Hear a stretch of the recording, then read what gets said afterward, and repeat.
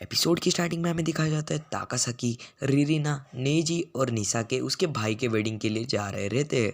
और फिर तभी रास्ते में जो रिरिना है वो ताकासाकी को कहती है, मुझे बहुत अच्छा लग रहा है क्योंकि मैं पहली बार किसी के वेडिंग में जा रही हूँ। फिर हमारा नेजी निसाके को बोलता है, तुम आखिर हमारे साथ क्यों आए, हम आ जाते ना, तुम्हारे तो भाई की शादी है, तुम्हें वहाँ पे होना चाहिए था। फिर निसाके कहता है, कोई बात नहीं, वो लोग मैनेज कर लेंगे। फिर फाइनली वो लोग अपने डेस्टिनेशन की ओर पहुँच जाते हैं।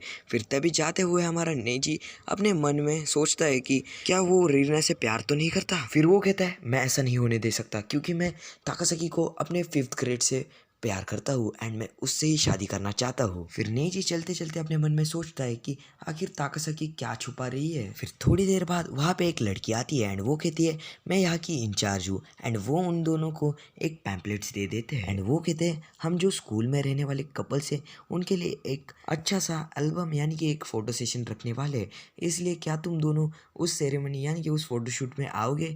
फिर जो ताकासाकी एंड रीना है वो थोड़े से ब्लश होते हैं। फिर जो ताकासाकी है वो रीना को बताती है, तुम्हें तो वेडिंग सेरेमनी देखना पसंद है ना, तो तुम्हें वहाँ पे जाना चाहिए एंड तुम उस ड्रेस में अच्छी लगोगी एंड उस फोटोशूट में भी। फिर रीना कहती है, तो तुम भी आ जाओ। फिर वो लड़की उन दोनों को फॉर्म देती है एंड फिर ताकासाकी एंड रीना उस फॉर्म को ले लेते हैं। फिर अगले सीन में हमें दिखाया जाता है निसाकी के भाई की वेडिंग, यानी कि उसके भाई का नाम है योची एंड उसके होने वाले ब्राइड का नाम है मैरी।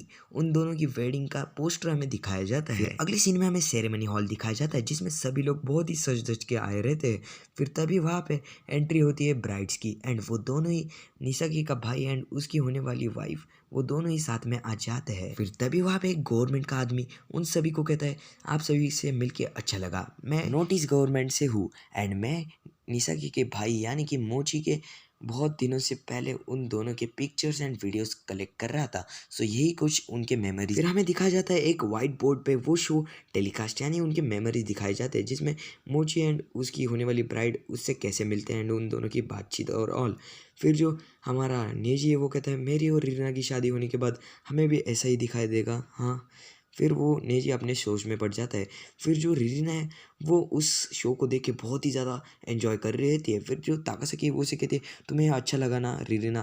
फिर जो रीना है वो कहते हैं, हाँ थोड़ा बहुत। फिर रीना ताकासाकी को कहती है, मुझे तुम्हें और नेजी को थैंक यू बोलना था, तुम दोनों की वजह से आज मेरे बहुत सारे फ्रेंड्स बन रहे हैं एंड तुम मेरी बहुत ही अच्छी बेस्ट फ्रेंड हो। फिर ताकासाकी कहती है, मुझे अच्छा लगा कि हम फ्रेंड्स हैं। फिर अगले सीन में वो सभी लोग बाहर आ जाते हैं फोटो क्लिक करने के। हम देखते हैं वहाँ पे ताकासाकी नहीं होती है एंड जो हमारा नेजी है वो भी कहता है, मेरा भी कुछ सेलफोन वहाँ पे रह गया है तो मैं वहाँ पे होके आता हूँ। एंड जो रीना है वो कहती है, ठीक है जल्दी आना। फिर जो हमारा नेजी है वो उस हॉल में जाता है कि तभी वो सामने देखता है जो ताकासाकी है वो रो रही है एंड जो हमारा नेजी है वो उसके पास जाता है और उसे कहता है, क्या हुआ बताओ मुझे ताकासाकी, कुछ ऐसा है जो मैं तुम्हारे लिए कर सकता हूँ। फिर अगले सीन में हमें दिखा जाता है जो निसाकी के भाई की शादी है वो कंप्लीट हो जाती है एंड ब्राइड रहती है वो उन फ्लावर्स को उड़ा देती है एंड यहीं पे उनकी वेडिंग हो जाती है। फिर अगले सीन में हमें दिखाया जाता है जो नेजी है वो ताकासाकी को रिलीव करने के लिए उसको एक हग करता है एंड उसे एक किस करता है एंड उन दोनों को हमारी रीना वहाँ पे देख लेती है एंड जो रीना है वो उसे देख के बहुत ही ज़्यादा शॉक हो जाती है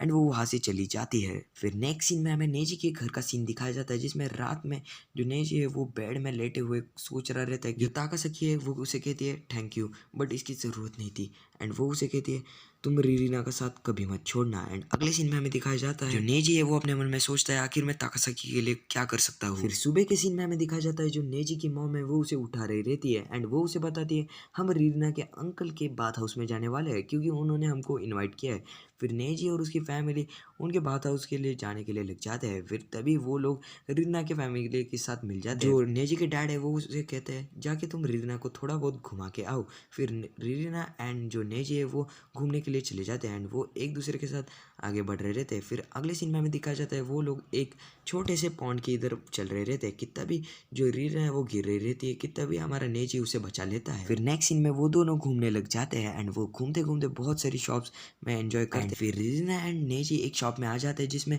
वो कुछ गर्मा गर्म खा लेते हैं जिसके कारण हमारा जो नेजी है उसका मुंह जल जाता है। फिर जो रीना है वो उसे एक आइसक्रीम दे देती है एंड जो हमारा नेजी है वो उस आइसक्रीम को खा रहा रहता है। उसे देखते ही जो हमारी रीना है वो बहुत ही ज़्यादा हंसने लग जाती है एंड जो हमारा नेजी है वो खुश होकर उसे बताता है, तुम पहले से बहुत ही ज़्यादा हंसने लगी हो एंड जो तुम्हारी स्माइल है वो अब मुझे अच्छी लगती है। फिर नेक्स्ट सीन में हमें दिखाया जाता है जो नेजी की मॉम है वो रीना एंड नेजी को एक रूम की देती है एंड उन दोनों को कहती है मैंने तुम दोनों के बैग्स उधर ही रख दिए हैं एंड तुम दोनों वहीं पे रहने वाले हो आज की रात। तो इस बात को सुन के वो दोनों ही बहुत ही ज़्यादा चौंक जाते हैं एंड फिर वो दोनों ही उस रूम में आ जाते हैं एंड जो नेजी है वो उसे कहता है मुझे माफ़ करना बट मैं तुम्हें इस बार कुछ नहीं करने वाला हूँ, ट्रस्ट करो मुझ पर।